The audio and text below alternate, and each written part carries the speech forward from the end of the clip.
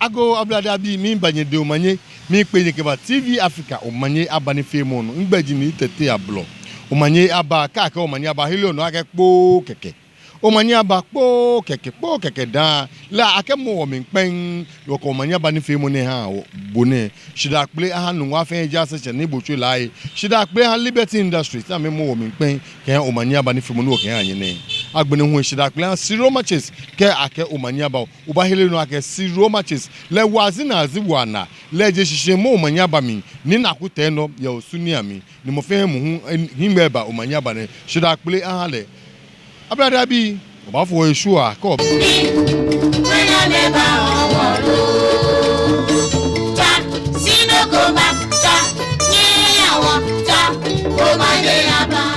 Joe abrada bi chira mi no wodomo Omanye aba ni femo no je TV Africa wo ke ha anye ne ko le man hihie odun gbe no le man hihie o tun man hihie ofite man odwa man abrada bi wonye mani yo shy ameke ka ke nunwa ameke nunwa ye chakpa krede ko ka ke gadangbe nunwa ke shy amame ba wazi na azi wana ameke ame no me kometo bokite lawe le no ji ne no kumo le ji le no ji mo ni ekwe ni atwa shy machine ne wo ameta wa ma hu me na me ameka me e akpe ni ameke amebu e ba sha amebu ya na bonafe ni atwa gadangbe am machine abrada bi na kwa wiemo ne onuko pen ni hunuko pen waya nunwa ni ami ni wa botoi numbo bokete lawe tu dokulo musite ni gbafo mo chole overlord of Garande state wasati ye enu wa she won ya otiye wonu watra she bi ere ka wote shi o ka acho gandangbe ka wote shi aka acho gandangbe ndangbe bi eke ewo efi wo ne wo na ame simene wo efu ko si won town ni ke chokpe ne no ajie na kan lile eko akashi gadangbe bi ji wo lele ke akese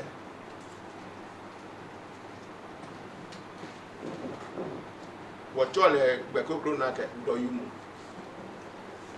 bi di meni eba ko ke sepe wo meni wo le ke efe wo yin ya wo ko ke se doyumu di ni wo to me eni wo she wo ba boy ni tumo de ete si papa bro for me feel for those of you who don't understand the Ghana and for the larger audience who may hear it after this place. I began by saying that we call ourselves Gadangwe. There are several gangs among us here, who may not be able to prove beyond rhetorics that we are Gadangwe. Today, this meeting will show that we are really Gadangwe, where the gangs connect the gangways. This is one of the jigsaw issues that we are coming to solve today, so we all understand. And so we now call on the Numbo Ulomoshiche secretary to read the statement from the Grower on Nwabi. After that, the secretary will also read the set story. Then we can piece them together. The Gadangwe states. Do you mushipi ke ihe wonche fe ya find them in banyedin Omanye ingba ji Eugenia na abole botie Gabi imiji bobulo mo personal secretary. Joint statement by people of Nungwa Krowo and Seh Doyumu on Monday 9th May 2022 at the palace of the Babulo Moshiche, overlord of the Gadangwe state, Nungwa. Your Royal Holiness and overlord of the Gadangwe state, Numo Babulo Moshiche, ni Alabi Jenge the Fourth, Nungwa Mankralo, Lumoboy Moja, Nungwa Gonti. Special delegations from Seh, Osu, and other Gadangwe states. Ada Lume, in Nungwa, in Seh, and from Gadangwe. Wulome, Waye Kewahi, Majia Cheme, members of the media, invited guests, ladies and gentlemen, this joint media encounter is the initiative of the leadership of Krowo Nungwa and Seh Doyumu. Most of us present at this encounter and beyond may not have known that there had ever been something in common between the people of Nungwa and Doyumu. At least, judging from the distance between the two towns. This encounter is to state emphatically that before the colonization of the Gold Coast by the Europeans, the two people lived together under the Shire Hills, and we shall give historical evidence to confirm this assertion. Finally, our objective is to inform the world that once again, we have re-established the relations from now and forever. We must put it on record that this meeting began 1 year ago when a citizen of Seh Doyumu came to seek the intervention of the Shiches Palace in a private issue.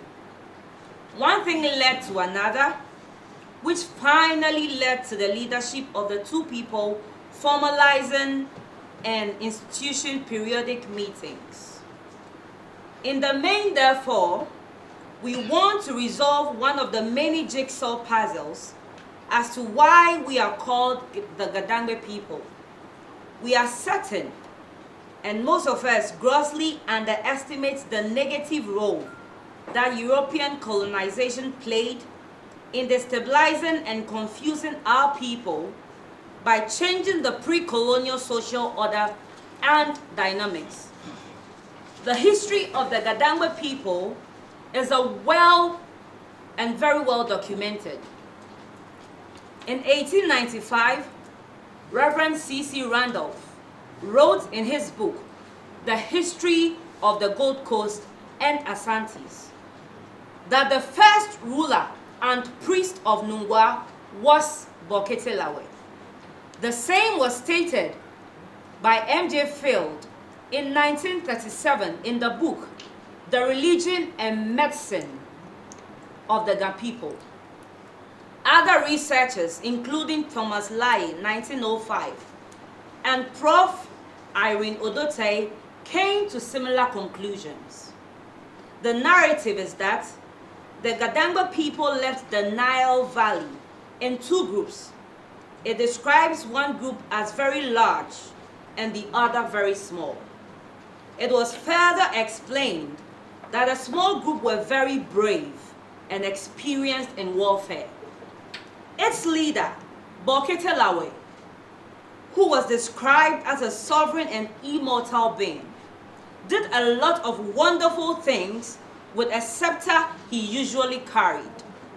A scepter is a staff or a wand held in the hand by a ruling monarch as an item of royalty or imperial insignia. The small group later turned out to be Nungwa. The bigger group, which was led by Numo Lakote Aduawushi, included Gamashi, La, and Tema. After migration through Egypt, Sudan, Ethiopia, Congo, among other places, the Gadangwe people settled at Benin, recently known as Benin, in present-day Edo State in Nigeria. The larger group, on arrival on the shores of the Gulf of Guinea, founded the Ayawaso or Ayawaso Kingdom.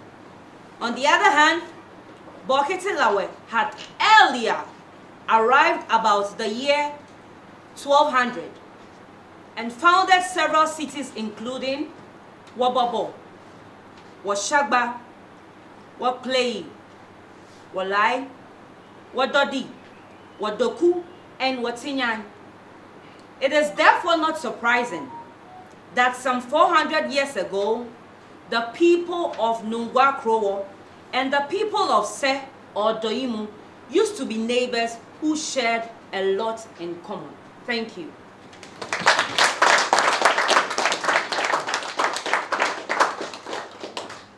All protocols observed. Ladies and gentlemen of the press, we gather here this morning to let the whole world, and in particular Ghana, be aware of who we have been, be aware of how we have been shortchanged on our traditions and culture. Secondly, how our properties have been taken away from us deceitfully and given to strangers, leaving we the indigents netting to ourselves. So therefore, we have gathered here to set the record straight that the Seh was created by Lanimi. The Lanimi was created by Makwin deity, which is the most superior deity in Dangwe by Dangwe custom. Makwin is married to Nadu, and they have Kotoklo and Bobo Dato as their warrior, then Chawe as their linguist. The deity Abazo Ahu, being the pacifier or the cleansing deity of Seh, Magbin begat Blaka, Blaka begat Hionwe, Hionwe begat Seh, and Seh begat Dandi. That we are the owners of Seh traditions and customs. That Seh is the owner of the lands in schedule in the map of the Gold Coast of 1946, map number 60. That in the 1946 Gold Coast map and the adjoining side plans, Seh has its land well demarcated, which is not in conflict with any family. That in the 1946 Gold Coast map, Oyibi Adnabrobe, Katamanso, Santo, Udumsi, Sota, Apollonia, Afie, Nyamata Heko, Sasambi, Nesamba, and Violation are within Seh land, which was founded by Lanimi. That it is tried knowledge that settlers on lands for over 300 years cannot claim ownership of the lands in contention. We are of the opinion that our earlier leader, who had the stool through the British colonial indirect rule and forceful being peddled by a captain over the claims that because they defeated the Apamus in 1733, Adamrobe and part of Dudua belongs to them. The Ningus, the Combs, the Pramprams are all on our lands, which they claim was fashioned by Robert Jackson's from 1952 to 1956 reports. That what we are aware of is that of the 1946 Gold Coast map and its side plan, nothing more, nothing less. We are therefore asking the government to be in the know that we are going to demarcate our 1949 boundary lines. That the government releases our lands. It took from those self-style owners for us because the archives is not in operation for nothing. That it is to refer to our history and it is being said in law that being a settler for more than 300 years does not qualify you to be an owner. That the Gadangbe, as said by our brothers Nungwas, began from Tagologo in the Asutari Plains, where Lanimo,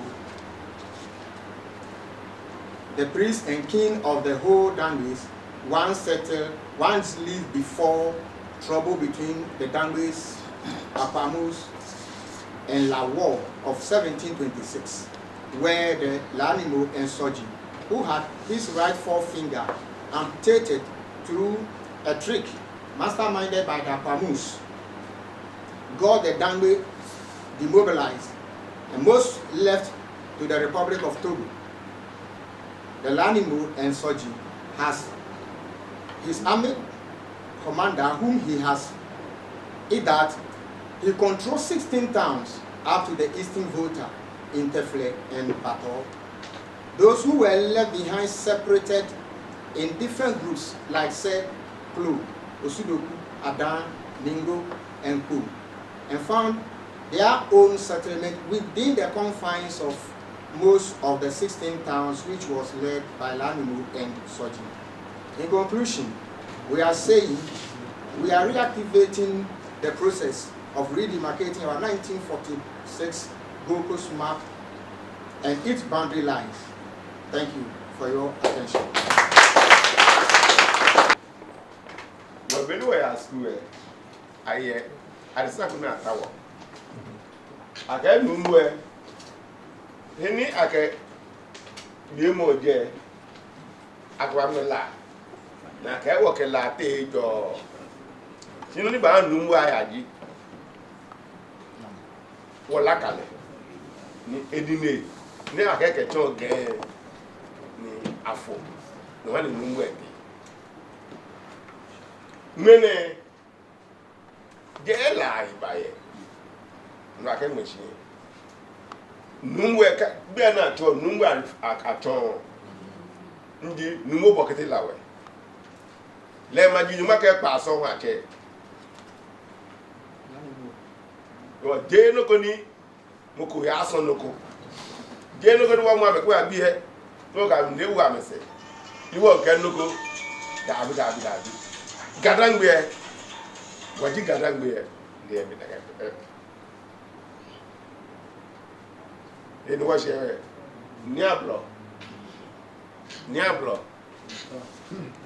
mo ni ko nu lo ko sisi bi banyo bi nu wa wanyo bi se mi we can jani directive mbe di ansamba yo e ba fi ma ke ma bisa ni fi o ye wo yemi yo e ken wo chano ni amengu ye ba fi ma ke wo ken ken yemi yo e ni wi ken ha wo che ni bokete la we e chi beta akashi egbe di bokete la we gbe ni e chi wa ni le mo ni enye wo che ma nya ke ba de ni si yawo yemi nuwe no ni ewie ye eche la numo wo mi ta ma da ka sin an wo che pe mi ba mo ni wo che ka ga sin ni ni afu gem di no ni e happy ye mi ta ni ma da ka sin ani wo che bokete la we le no ji gbe ni eche tra ka sin le mi pepe la numo elu alo gbe kontro wo ka nu wa we go beju wo so jini ni afu 1736 ni eite twaino ako kunake ere sen kocha e go be as to gbemeni ba my history daga bi e ko ta history was been from a fair war to amena history pieces get be go ni ose na me ka fe no me fio no as to ake no mwe le no e ke la bie lo wo no dinwele it cannot be clarified now ki e record no ake afu so dinini iso je ke na mwe ameti ke te togo dani e record ake no mo e ke la bie problem ba la wo e banaka si problem ni ba jake similarity ko ake la no que sans de dernière fois une sodinile il y a 1736 ni la no n'est pas hier vous êtes là bas no on a nommé similarité ni ya common between them bon but the same là the great like impasse then la no the great problem between the Dangbe ka pas moins 1736 on a que with this connection on a là is very important like what deeper we know which is which, and we are here okay, with this connection to unravel the mystery surrounding those events. For the sake of this program, we will limit ourselves to. Yes. Lawa in general, he had over 70 different names. My defense, my name, I can bear anything. What we need to do there, he was not a 100% physical human being. 80% of his mass is spiritual. No, he could go underground, Tefe bow to him. He could go into the water and stay there. Or Solomoni nothing is chole. Solomoni I be chole. To go now for place I never. Solomoni obutubi chole. Solomoni chole. Or just a similarity you that's what you have to look at. What we actually yeah that we to go where it create seven vassal states. No point giving it well secretary Chitan. Ni wọ́n láti àjẹ́ dọ́yún ní ìlàwẹ̀ siblings lẹ́jẹ̀ la akẹ́tù pòm akẹ́tù pram akẹ́tù ọ̀kẹ́tù òtí àdá àmẹ́kọ́ wa okọ̀ forest there the biggest okọ̀ forest there láwẹ̀ lẹ́nu ni ní àdìbíàwẹ̀ bí yẹ àmẹ́kẹ́ àmẹ́kẹ́kì láwẹ̀ ọ̀tún wọ́n dàmẹ́kẹ́ hàn lẹ́wọ́ asu aka wà á nu gbẹ́yìn akẹ́ ọ̀kẹ́tù láwẹ̀ tó for you to take it into consideration that's not the issue. Yes.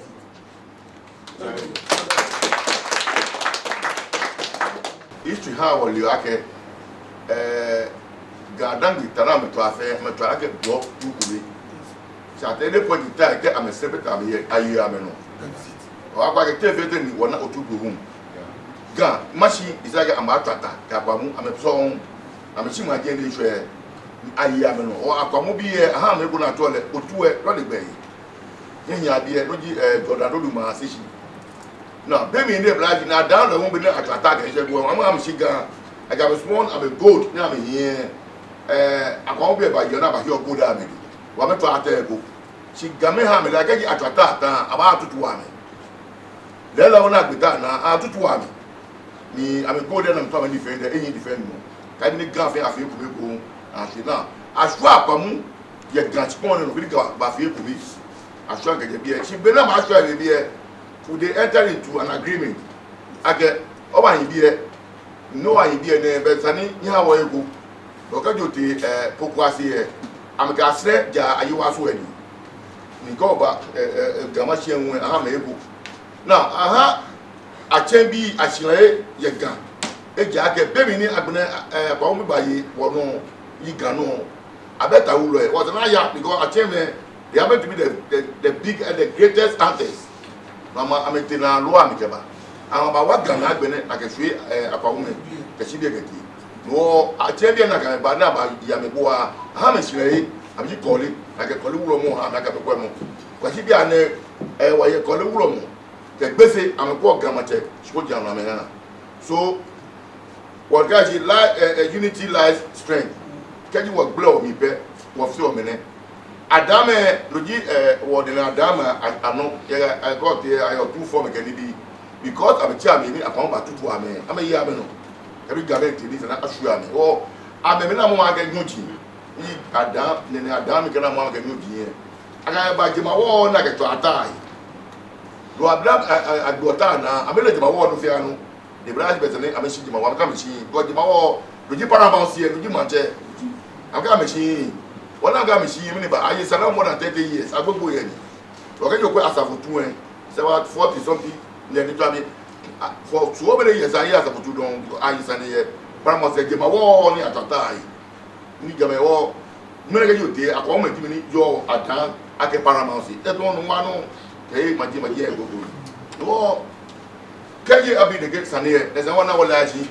Kawati la Akrambu na Ayono. What did I get broke here while you're cooning? Anyone who act to today when I come up with because of I get they were warriors. They were warriors. At the point there's any British be about war. Two centuries Makati time like a Yachateuno. No, but she be an one Aquamuhibe. I won't want my feel active president of the Grand Treasure Council, Rodu Sakini. I'm saying. Because you take Poland every year, get po year, I'm after Meta. Near our Takura, yeah, a Pamu. I'm a Gia, but I want Mark Rutia. Now go to a hand, not to now go be a show. Now, my your pohun na ma yo akwamu odura ka baba mi pohun atwa agbe otu na atwa atu aya me wo ba si bi am fi olo o yo te pohun akwamu ni yo pohun am je wona je akwamu je ami ko ja down ni na down we je wona je akwamu je ami ti wo gbegbe na ma so it just it answers the question answer ma bi here na get 6 square with 0 get that done. Never take over in around 1850. Bidana mababa. One was your mafeno. Apart from Asante po ni ameka amewale.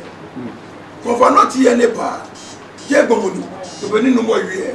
Eba spirit never feni. No black man your bien. Without woolome. Ka one way. Wobeli this. I'm a leader. Benny COVID back just 2019. No money. Let you go to grow. China. You go back to them. Billion of them flat off near China. Wakuzujino. China for me bar. Abenaka me bar one make a bar. One over Chamina. Rame Diego. The Mafa. Na me wa me cheme. Na me ka rule. Ko ko ke tetema. Ke ya shayef. Klika na me bamba lowe. Na me fe rewe ko bebe. Ke ya kempa. 2 words. They were working at the London. Na te me ka wo. Ni wo je wo am me. Ti wo nyogwe na me ka wo. Won amesumo won. Ni wo ka wo nyogwe. Na me na gbe na me lo ni biketi. Na me vite wono fe no. Ko fe gusum no be gusuna dangbe keka oye manche. That is it. No money eka manche jile ne fe gusumko ne taje je manche jile ye gam dangbe logan o fe gusum ni gusum ni fiomla no mini jimbo jimbo ko jimbo no one over wanake amba wole wonyogwe na me fe manche me muni ba ni ka mun plan no no titan wono ye danbe biane no agbo plan no agbo plan o ka ba no ni ka ni be ne british machine o ka mo ba yo no ne sin o ba ta sin yo muni o nyo gba yo no ko na ka record e wa fe no no ba o te aka so duba no nyemi no mini mispered fe no ko ni aka imbesuban je ke besuban wa kusum ni woni ni me kasi awo no woni o ni ba from 2015 what trace en woni meshi kati Togo wonu akao akase koji sakuji si waka otashi wote jeme woni na me wote 4 times to some yo jeme kasi ane o anobe wo cheku shadije covid e ku to ti tete ko baya ne ho what say adangbe don't ba say ni ne adangbe gati goje me naje ako fe what je me fe ni wona game ni tie they were there ni am yo wo mo pure am ni si pour ka ni ne Togo French yo mo am na pe no what the obana benidengbe catch a hand then perform me by the step no one here one je one na ka fi omusu si one na jo was spirit ni na ka spirit e ko gbe ma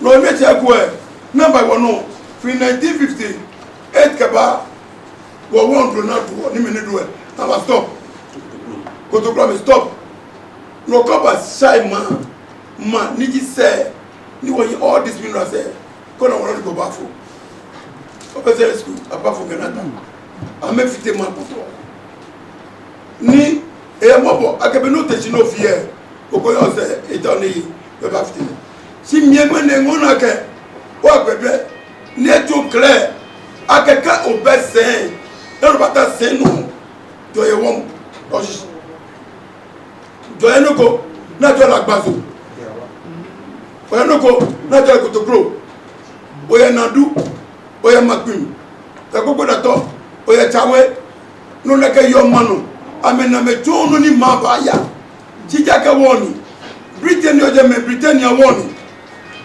onyo ka mano ye sono no fa no bitami chambi yako no meke bawo no zan watechi wodi dangbe ijo no mo di gan ijo fe no fe together of fe gobe zan watechi no ka go betake matamena mewo ni amebelo ko se ameba kona me ogbe no ko mano kono ka fale fe mo pa koni Ghana because kame fe na kan le da mi plan ni nyoko ba yenu ne be seko ne be won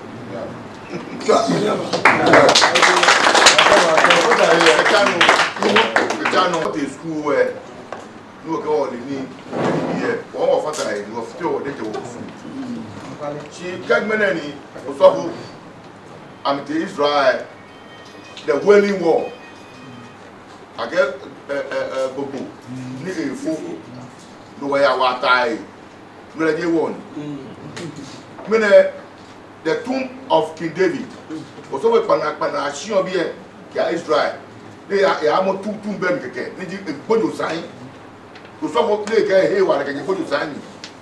Care about the get at you. You are going to have Joshua Howard, the other young care, to a certain height. Make oil in our Ashwino. Get when I want to get done in our Ashwino. The family, the Basham, a cargo, what you are working like Benjamin. No, I did one. Yamagani. She and after 1 year, I won't accept. You were kind of a bubble to faithful performance. That is it. Now I'm going to about I'm going to be fair. Got in the Amazing Forest. Obama, Trump, that's secret society. No, I'm a family. I didn't. You unless you belong to that society here, you cannot be president of America. You know, or more way again. You don't defend anybody. I'm a Jimmy. You want to get Jimmy. Whatever I school, I reckon 12 among estates. Come on, says, I hear a bunch of money, Mambiadi.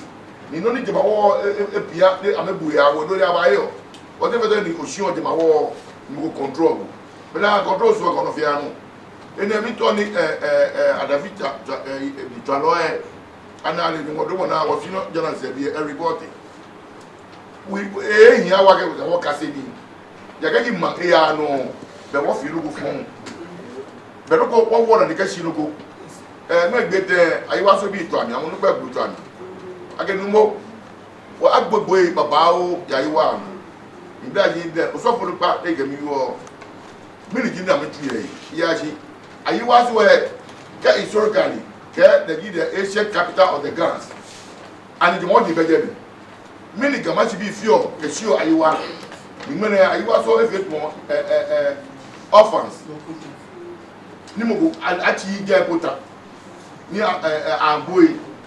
I'm a thick forest. Need the body of me. I'm often locating many. I say, ni control. Are you one? I'm a teacher. I'm a bomb boy. I say me. Many days I mean, the guy a boy. I say on the partner. If I'm a man, no need to move a coachy come on me. Come to see if I hear me. I'm a teacher. Is me. Papa here be yaji, 1 hour yaji, Manchemeni up to pay you or no to serve the colonial masters. Yes. Ya menyena make mo bi ashira. Go be o da wanya go be tuo ke ba ni o krakwe. Tuo no tuo ke awo ke me metane e ke je bo tuo le don. Na je alu le ba wo ni. What that was go call be ba she. Oni mo ne bi shire. First e wa fu. To ba nya ba. For so many years e go an femu. What do you mean? I'm going to Nababie, Nabanami, getting here what you hear. When you never fail to feel again, or cool, I wrote you now in a cafe to be again. Now, I fix you and the army, Jadia, yes, time for them of a one way. I get away when you're on the net. No, without some of a one in what you may or the penetrate of the other Yaji. Saliwa here, New York, Lumba here. I'm in Tunawa. Yeah, I'm here, Sammy. I got my house. I'm going to be a mouse. When you want to watch out, I'm looking at my wall. I'm a hero of a family. So, what do we talk about?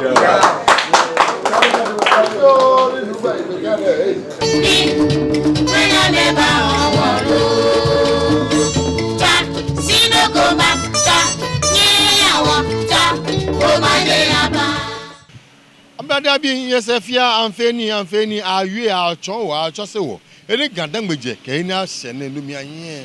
Ye na ehita mo mi no santo bi komehu amehu ake owula kula won ekọ efon no ake le shipon ji santo. Chebile ake santo nu nwa ma shipon ni nu nwa akutu ko be shipon ejeme. Akutu fe akutu e nu nwa sen shishin. No hewo kaji moko ye no go komo e santo ba bi sen kesen ke yakubu e be obe no go komo ejeme. Cheme ye gbe ni boni ameke ni. To take this opportunity to tell everybody, if you want to deal with people concerning Nungwa land, all Nungwa land, every village under Nungwa, the land has two lands. They don't belong to individuals. So you come to the stool and you will be duly recognized. Anything short of this, you find yourself wanting. So we want to assure the Santor people that the Babulo Moshiche has taken cognizance of what is happening on that land. And the said Ochi will be dealt with. And if the said Ochi also sees this publication, it will be right for him to run to his quarters so that the right thing is done. Thank you. In as we speak, there's an injunction on him. So he has to halt whatever he's doing. Any night while he no the Baba number question. Couldn't have chosen any night while they get thrown in the true. But like a kajako stool na ke no ko hakoko onye o ya no upgrade the man shipon. No wa chol koniba niba ba chol geni ina wa ya ke court no ko yin atewo mo ko se no ko te court mo ko le ake ko ako wulo no ye je wulo shiwo ke le kan wulo ni yin ke ba. To add to that, to AVA, there's no village within the jurisdiction of Nungwa. This is autonomous of the Nungwa. Any land that you acquire must come from the joint donors. Nungwa check in Babulo. Without which whatever you have is not a void. So you can go at the blank side of the stool to claim certain properties. But when it comes to the knowledge of the Nungwa, we have to act. And that spirit is what we are acting. And we are moving to a same court to nullify it. But he must come and justify it. When he's able to justify it there, and the are wrong everywhere, you know what to do. Thank you. And again, there's no family. And again, there's no family land. So far as Nungwa school is concerned, there's no family land. You get it? So you can't say it is my family land. Whatever land it is, it must be given to you by the school. So we are saying like, wherever he had, whatever authority he's having from it, he should come and prove. Then he can go ahead if he's giving the law.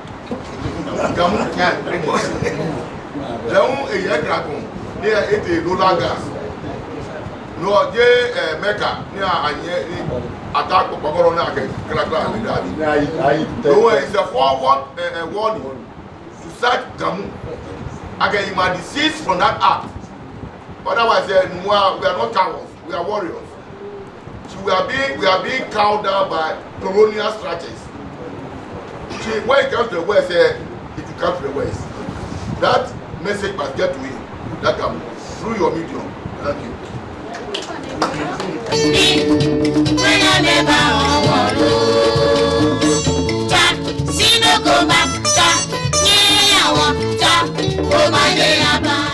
Yo, Abrada bi boni afe no fe no ha fe enunwa ni amine chemeba abawie akese kenunwa mankometo ni mokometo jimo ni baboade nile no gbe baba o bokiti lawe to gbe chale nínú okumo nyangele asebo amenfi ma gbe short jino ni akale wo ko na le bi esolele ko na le bi esole shi adisa kometo eno ni aha adura otu angbani achon wo ni jogbade nche yo bi e wo ko no funu baba na agbe ngbaji ni tete ablo yeminu George Hoover eyubo a ke gbejan to ne manye ni e ke shan kwa mu tru